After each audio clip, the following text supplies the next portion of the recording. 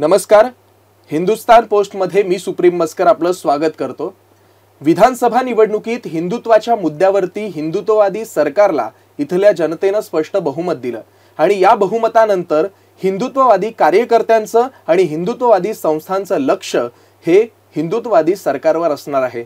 मात्र एकेकाळी काँग्रेसच्या भगव्या दहशतवादाचा टॅग ज्या संस्थेवरती लावला गेला किंवा ज्या संस्थेचे साधक हे अद्याप तुरुंगात आहेत किंवा काहींचे आरोप सिद्ध न झाल्यामुळे सुटका झाली आहे, अशा सनातन संस्थेचे राष्ट्रीय प्रवक्ते अभय वर्तक आपल्यासोबत आहेत, ज्यांच्याशी आज आपण या सडेतोड मुलाखतीतून चर्चा करणार आहोत.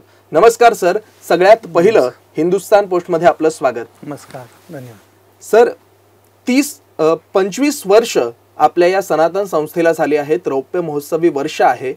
काय खऱ्या अर्थाने या संस्थेचा प्रवास आहे? या संस्थेवरती बरेच आरोप झाले आणि त्यानंतर आतापर्यंत या संस्थेची कशी कारकीर्द राहिली आहे, काय उद्देश आहे, आमच्या प्रेक्षकांना थोडक्यात काय सांगाल? सनातन संस्थेची कारकीर्द म्हणून याचे दोन भाग आहेत. एक म्हणजे जसा तुम्ही उल्लेख केला की प्रसिद्धी माध्यमांनी आमच्या संस्थेच्या बद्दल जो हिंदू दहशतवादाचा टॅग लावला आणि एक प्रकारे या देशामध्ये एक हिंदू आतंकवादी संघटना म्हणून प्रचार केला, ती एक असलेली मलिन प्रतिमा. आणि दुसऱ्या बाजूला सनातन संस्थेचं एक एव्हरेस्ट पर्वतासारखं एक दैदिप्यमान असं आध्यात्मिक कार्य. या दोन गोष्टी आहेत. अर्थात आज देशामधली परिस्थिती बदललेली आहे. आज देशामध्ये हिंदुत्ववादी सरकार आलेलं आहे.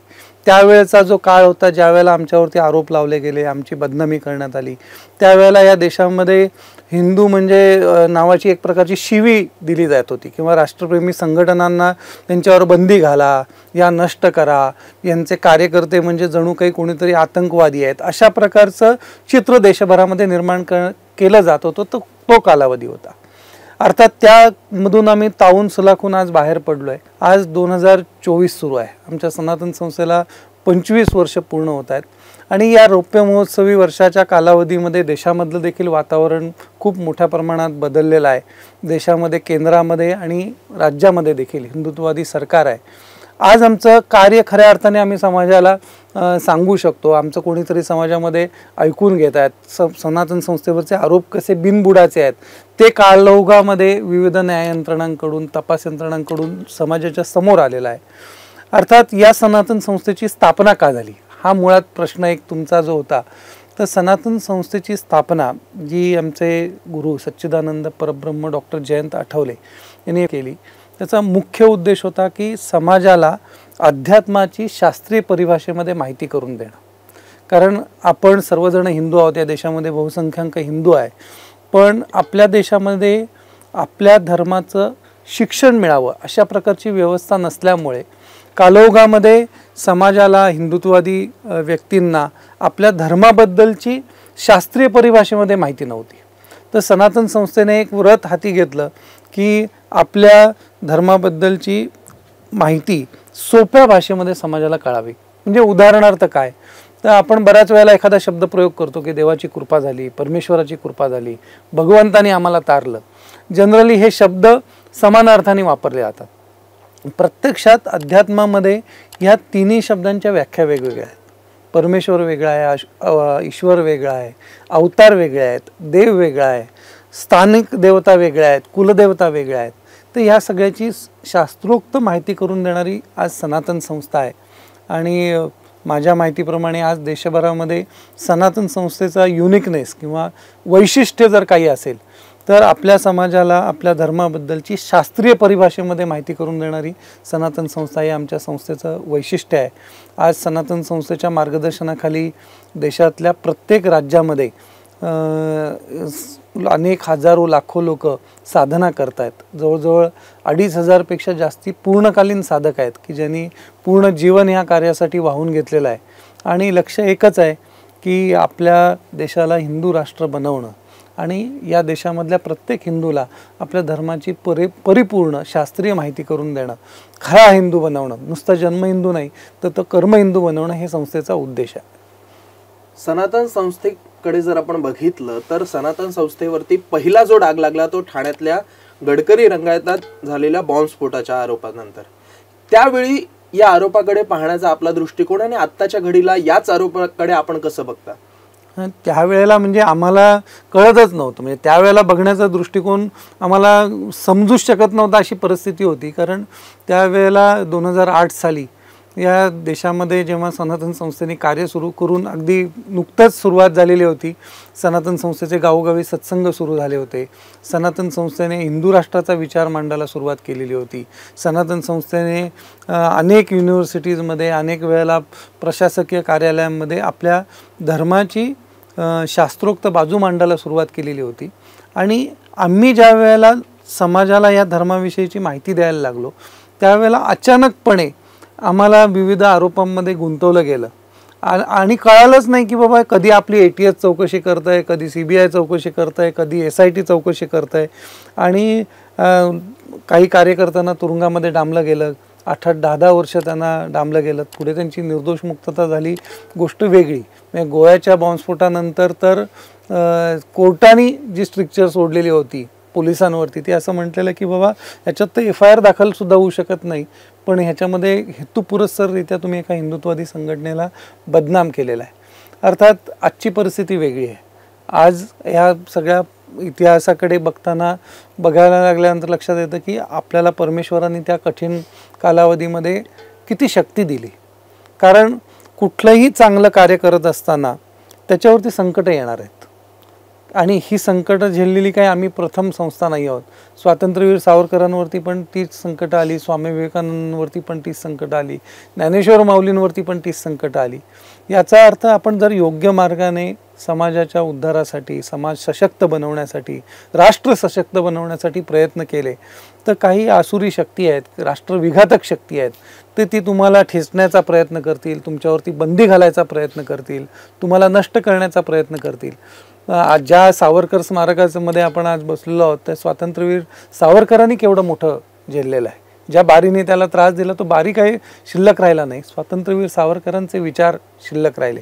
आज बारीचे विचार काय कोणी विचारलं जात नाही. आज आम्हाला मागे वळून बघताना लक्षात येतं की ज्यांनी आमचा छळ केला तर ते आज दारोदार फिरतायत, त्यांची नावं देखील कुठे नाहीत. आज सनातन संस्था मात्र ताठ मानेने उभी आहे. सनातन संस्थेचं कार्य केवळ भारतातच नाही तर भारताबाहेर अनेक लोक ज्यांनी इथे साधना शिकले ते आज विदेशात जाऊन साधनेचा प्रसार करतायत, अनेकांना साधना सांगतायत, त्यांच्या जीवनामध्ये परिवर्तन झालं आहे. सनातन संस्थेचे आश्रम विविध ठिकाणी नव्याने उघडले गेलेले आहेत. तर आमचं कार्य काही थांबलं नाही.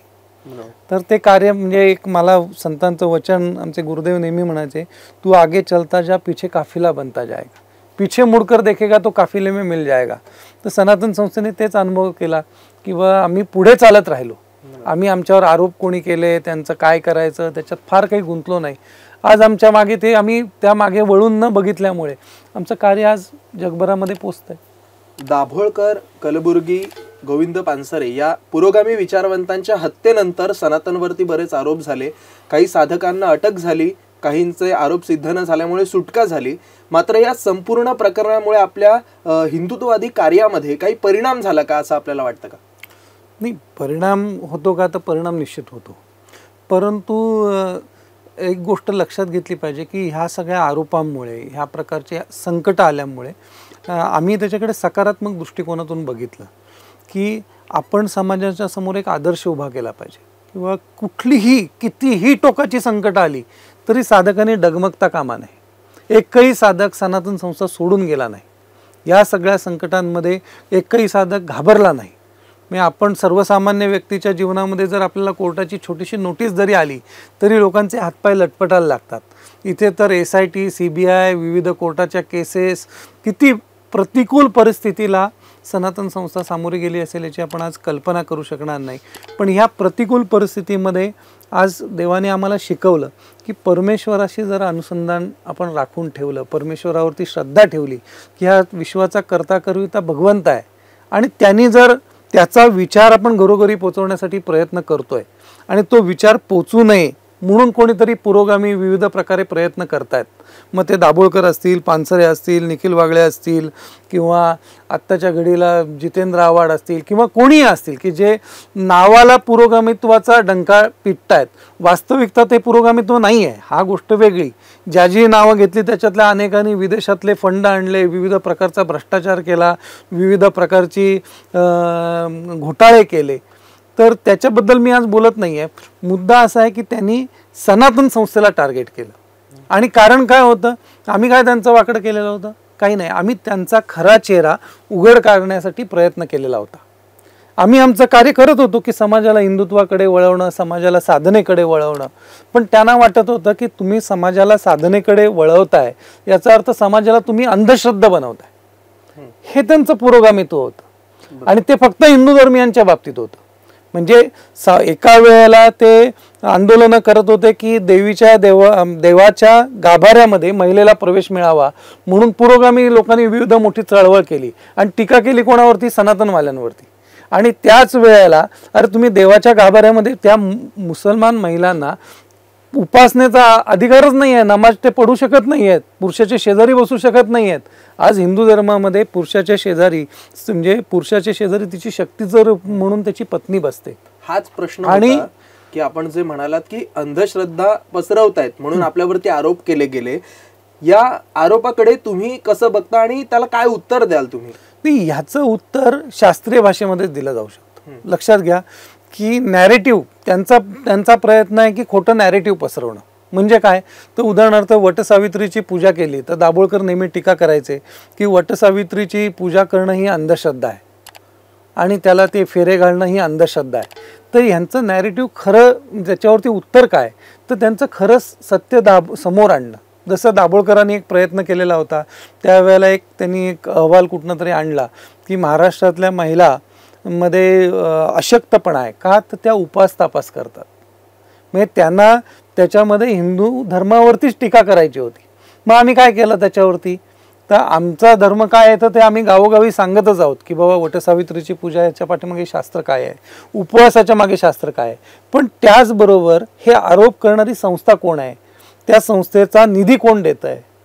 तर या निधी दाभोळकर विदेशातनं कोट्यवधी रुपये आणत होते आणि ते पर्सनल अकाउंटमध्ये ट्रान्सफर करत होते. त्याचे अनेक पुरावे आम्ही चॅरिटी कमिशनरला नेऊन दिले. त्याच्यावरच्या पत्रकार परिषदा घेतल्या आणि त्या पत्रकार परिषदा घेतल्यानंतर आणि चॅरिटी कमिशनरने यांच्या ट्रस्टवरती स्ट्रिक्चर सोडल्यानंतर हिंदू समाजाचे डोळे उघडले.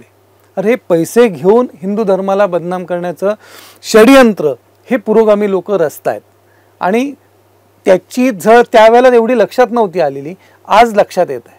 कारण मी जी सगळी नावं घेतली तर त्यांच्या सगळ्यांचा पितळ आज उघडं पडलेलं आहे की जे लोक आज देश तोडायला निघालेले आहेत. आज देशामध्ये एवढं राष्ट्रभक्त सरकार असताना आज EVM वरती ते टीका करतात. म्हणजे एकीकडे आपण म्हणतो विज्ञानाने प्रगती केली तर त्या प्रगतीच्या पाडे द्यायच्याऐवजी EVM वरती टीका केली जाते. म्हणजे किती म्हणजे हे कुठल्या प्रकारच्या ऑर्थोडॉक्स मनोवृत्तीकडे जाण्याचं एक लक्षण आहे की EVM सोडून तुम्ही बॅलेट पेपरवरती हे आणा. तर हे यांचं पुरोगामित्व आहे. याच्यामध्ये आम्हाला लक्षात आलं की यांच्या मनामधला जो दुष्ट हेतू आहे तो उघड करण्याचं काम आमच्या अनेक कार्यकर्त्यांनी केलं. अर्थात त्याचं फळ देखील आम्ही भोगलं, आम्हाला बदनाम केलं. 10 वर्ष राज्यात आणि देशात हिंदुत्ववादी विचारांचं सरकार आहे. काय वाटतंय, आपल्या अपेक्षा या हिंदुत्ववादी सरकारकडून पूर्ण झालेल्या आहेत का? नाही, एक गोष्ट कशी आहे की अपेक्षांचं तुम्ही म्हणाल तर काँग्रेस आणि राष्ट्रवादी किंवा अन्य जे साधारणतः ज्यांनी सांगितलेलं की हिंदुत्वाची बाजू आम्हाला पटत नाही आहे आणि हिंदुत्वाच्या विरोधात बऱ्याच वेळेला काम केलं गेलं, त्याच्यापेक्षा हिंदुत्ववादी सरकारचे सत्ता असणं निश्चितच हिंदू समाजाला पूरक आहे. अपेक्षा काय आहेत तर काही गोष्टींवरती सरकारने निश्चितपणे काम करणं गरजेचं आहे. सनातन संस्था काही एक राजकीय संस्था नाही आहे की त्याच्यावरती आम्ही दृष्टिकोन मांडावा. सनातन संस्था ही आध्यात्मिक संस्था आहे. पण आमच्यासारख्या अनेक आध्यात्मिक संघटनांचं म्हणणं काय आहे तर एक पहिली गोष्ट म्हणजे आमची जी मंदिरं आहेत तर आमची मंदिरं ही हिंदूंचा आधारस्तंभ आहेत आणि त्या मंदिरांमधून हिंदू समाजातल्या प्रत्येक व्यक्तीला धर्माचं शिक्षण दिलं जाऊ शकतं. आज कुठलीही मशीद देशभरामध्ये सरकारच्या ताब्यामध्ये नाही आहे, पण हिंदूंची मोठी मोठी मंदिरं आज सरकारच्या ताब्यात आहेत. सरकारने मंदिरं चालवू नयेत ही आमची प्रथम अपेक्षा आहे की सरकारने सगळी मंदिरं जे आज अनेक चांगले हिंदू आहेत समाजामध्ये, जगभरामध्ये आज हिंदू आहेत की जे उत्तम प्रामाणिक आहेत, तर त्यांच्या हातामध्ये हे ट्रस्ट सोपवले पाहिजेत. या देशामध्ये धर्माला एक प्रतिष्ठा प्राप्त करून देणं खूप गरजेचं आहे. आज तुम्ही बघा की पाकिस्तान असो, बांगलादेश असो, इराण असो, इराक असो, जवळजवळ 57 देश असे आहेत की जे स्वतःला इस्लामिक देश म्हणून संबोधतात आणि त्यांचं संविधान पण इस्लामला हे करतं. तर जगभरामध्ये भारत असा एक देश आहे की जे एकमात्र देश आहे की जिकडे बहुसंख्याक हिंदू आहेत. तर आपल्या देशाच्या संविधानामध्ये हिंदू धर्माला प्रतिष्ठा प्राप्त करून देण्याची व्यवस्था निर्माण करणं हे अत्यंतिक गरजेचं आहे. त्याला कोणी हिंदू राष्ट्र म्हणा, अन्यथा आणखीन दुसरा शब्द वापरा, परंतु आज धर्माचं नाव घ्यायची संविधान परवानगी देत नाही. शाळेमध्ये धर्म शिकवण्याची व्यवस्था नाही. हे धर्म शिक्षण दिलं जाणं ही प्राथमिक गरज आहे. शाळेत द्यायचं नसेल तर अन्य ठिकाणी व्यवस्था निर्माण करणं ही खूप गरजेची गोष्ट आहे. तिसरी गोष्ट म्हणजे आज आमच्या भगिनी आहेत, आमच्या माता भगिनी आहेत, ह्यांना आपण बघतोय की लव जिहाद सारख्या संकटांना सामोरं जावं लागतंय, धर्मांतर सारख्या संकटांना सामोरं जावत आहेत. तर त्यांना एक सुरक्षित वातावरण निर्माण करून देणं हे देखील तितकंच महत्त्वाचं आहे.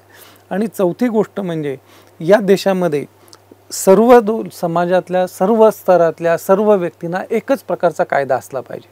आज जनरली काय होतं की अल्पसंख्याक म्हटल्यावरती त्यांना एक वेगळ्या प्रकारचं रेड कार्पेट घातलं जातं. तर ती परिस्थिती या देशामध्ये असता कामा नये.